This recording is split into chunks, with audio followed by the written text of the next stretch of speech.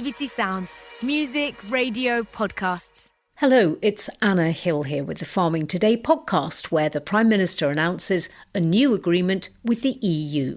This is the first UK-EU summit. It marks a new era in our relationship. And this deal is a win-win. Good news for exporters of agri-food products, but as we'll hear later, fishermen and women aren't so happy. But first, bovine TB, the cattle respiratory disease, is a complicated and long-running story. We're discussing the latest updates all week here on Farming Today. If you want to hear more about the background, you can listen to Monday's programme on BBC Sounds. We know the disease costs the taxpayer at least £100 million a year in compensation for culled cattle and measures to control the spread. But of course, at the centre of this is the farmer. Finding out if your herd has the disease is a stressful event.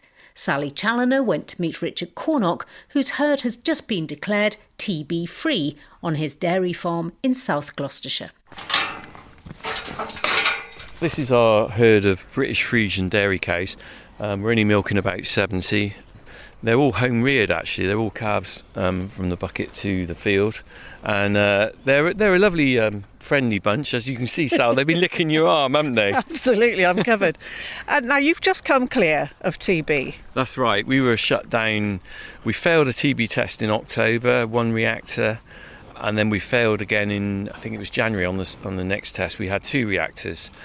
Which meant we could still sell the milk because it goes off and be pasteurised, but we weren't allowed to sell anything to market.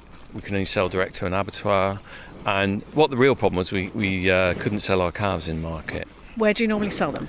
We normally go to Sedgemoor in Somerset actually. It's a good market down there, and we'd send calves every week or every couple of weeks because we calve all year round, so we've got a constant supply of calves coming through. So if you can't sell them there, what happens to those calves? Well, it's something you discover when you're shut down, actually. It was a real problem for us. The timing was awful because come October, I'm sure everyone's aware, all the animals start coming inside. So we didn't really have shed space, and we're not geared up for keeping calves, so we had to find a way of selling them. So what we ended up doing, we sold to a specialist TB buyer who came in and bought the calves off us. Presumably at a lower price. Yeah, this is where the real knock-on was. We lost the value of the cows. We got compensated for that, but what you don't get compensated for is your loss of the calf sales. And it just happened to be at a time when, as probably people are aware, the beef market is really strong, calf prices are really strong, but these buyers don't offer the market price, they offer well below. So we were actually hundreds of pounds worse off every sale, really. And how many cows did you have slaughtered in the end? We had 3 cows slaughtered, and it was very sad to see them go off, actually. One of them had only just come into the herd, and she just had a calf, first calf. And I felt so sad to send her off, and particularly because when we sold them, they actually came back as no lesions at the abattoir, and culture-wise in the lab, they couldn't find any TB. So I don't know whether that means they didn't have TB.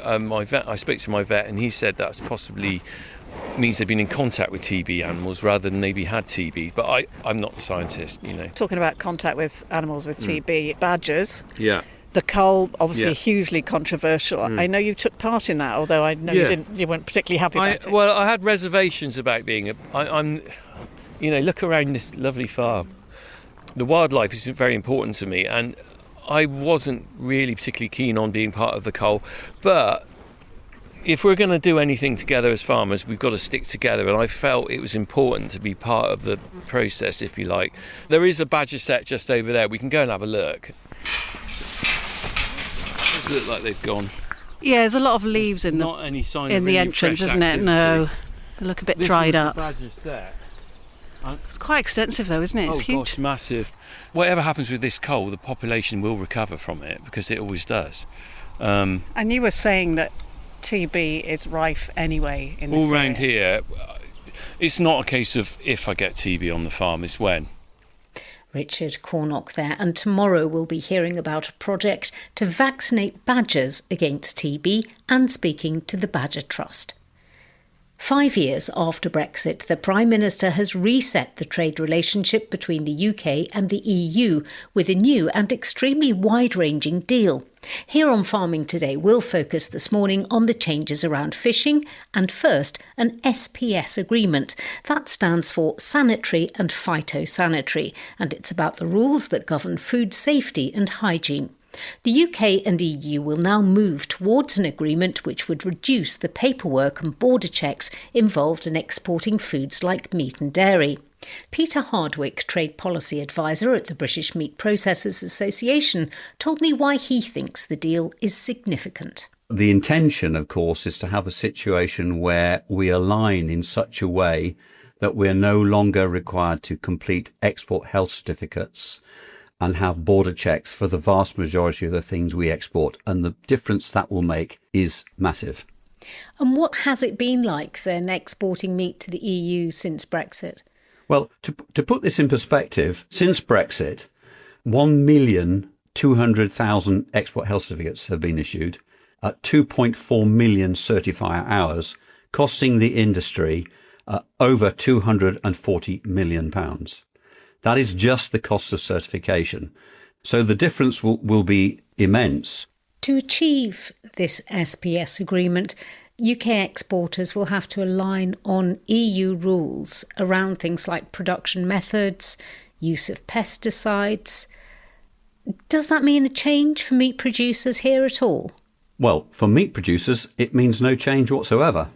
The simple reality is, in order to export to the European Union, your entire supply chain must be compliant with EU rules, which means that from the farm to the abattoir, to the cutting plant, to the vehicles that you use, the temperatures you move your goods at, the residues that you're tested for, etc., all have to be fully compliant. Not only fully compliant on the day we left the EU, but dynamically so. So really, all that's happening is we're no longer going to have to pay for certification and border checks to demonstrate something we're doing already. What will this mean for Northern Ireland? Because Northern Ireland has remained part of the EU single market for goods, meaning there's been a trade border in the Irish Sea for goods travelling to and from Great Britain. Businesses in Great Britain that are sending meat, in our case, to Northern Ireland for further processing at the moment require an export health certificate exactly the same as they do for the EU. That will no longer be necessary because we will have agreed, provided this agreement goes through as it's been suggested, we will then be in a common veterinary area, a common SPS area with the EU, and those certificates will no longer be needed. Does it generally mean that there'll be a lot more exports of meat, do you think, from the UK?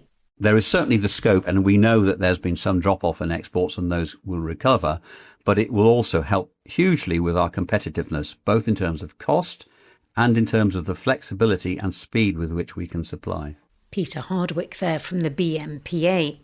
The SPS agreement has been welcomed by other food and farming bodies like the British Poultry Council and Salmon Scotland, but not everyone is happy. The Country Land and Business Association, the CLA, calls it a bad deal and says having to align with EU standards is an unnecessary surrender of control. It's not just meat exports which will see changes. As we've reported many times since Brexit, the export of live bivalve molluscs like mussels and oysters to the EU has been severely restricted. But David Jarrett, CEO from the Shellfish Association of Great Britain, told me this redrawing of the trade rules means the export of British bivalves could be back. For the shellfish aquaculture sector, this could make a huge difference. Whilst we have been lobbying for this exact moment for a number of years, we had kind of given up on it actually happening. So we're quite relieved and pleased that it's going to happen. This export ban has led to some shellfish producers going out of business. Will this come too late for some people? I think it might for some, yes. It will take a huge amount of effort for those that have closed to reinvest. There's a healthy market in Europe for UK shellfish, mussels in particular, especially as the Italian and Spanish productions over the last couple of years has been challenged with mortalities caused by climate change. We are now seeing the south of England as being a sweet spot for shellfish aquaculture in the whole of Europe. And I think we will see investment in the sector now that this decision has been made. David Jarrett from the Shellfish Association of Great Britain. Well, the new agreement with the EU was only sealed after a deal was done on fishing, which has been described by some fishing organisations as absolutely disastrous. It means the current situation where EU boats have access to UK waters will last until 2038. The UK will continue to agree yearly quotas of catches with the EU and Norway and issue licences controlling who fishes in its waters. Shetland is Scotland's second busiest fish market, and more fish are landed there than in England, Wales and Northern Ireland combined. BBC reporter there, John Johnston, sent this report. I'm looking out across a very busy harbour in Lerwick. Freshly caught haddocks, whiting and cod are sold across the UK and into Europe through the electronic auction here. In front of me, the huge pelagic trawlers that fish for herring and mackerel are tied up at the pier. Crews on board the whitefish boats beside me are getting ready to go to sea. And there's a handful of shellfish boats that have just returned from catching crabs, lobsters and scallops. A deal to allow European fishing vessels continued access to UK waters for a further 12 years is worrying fishermen here. Daniel Lawson is Executive Officer with the Shetland Fishermen's Association. And Daniel, what is the concern here in the islands? Well, I detect a bit of a mix really among the fish catching fleet here. There's resigned sadness at the deal we see today. Of course, fishermen know the words to this sad song, they've heard it before. On the other hand, frustration, real frustration, that once again our government have completely failed to grasp the opportunities that were at play here, and now those opportunities are wasted.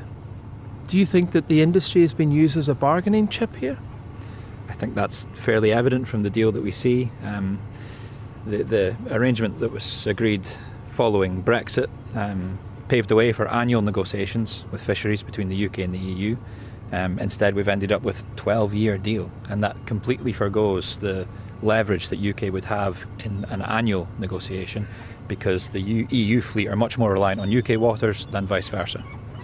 But the UK government argue there'll be no change to current access to fish stocks, no reduction in UK quota, or an increase in quota for boats from Europe fishing and what they're allowed to catch. So are we not just maintaining the status quo here?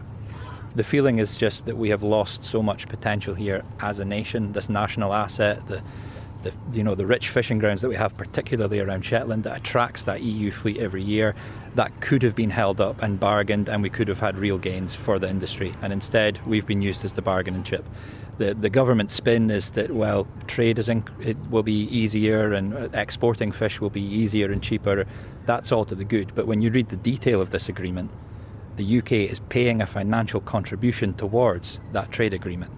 But the UK government has also pledged to invest, £360 million in the fishing industry. That's going to go towards new technology, equipment to modernise the fleet, help upskill the workforce, and an agreement, as you mentioned there, to reduce red tape in exporting the fresh seafood here from the pier into Europe. I think with the best will in the world, John, and not being funny, the opportunity that we've lost in terms of fishing rights, quotas, access is worth more than that.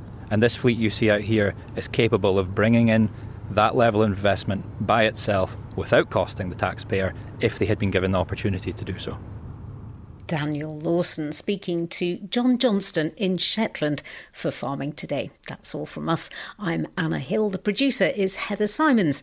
Farming Today is a BBC Audio Bristol production.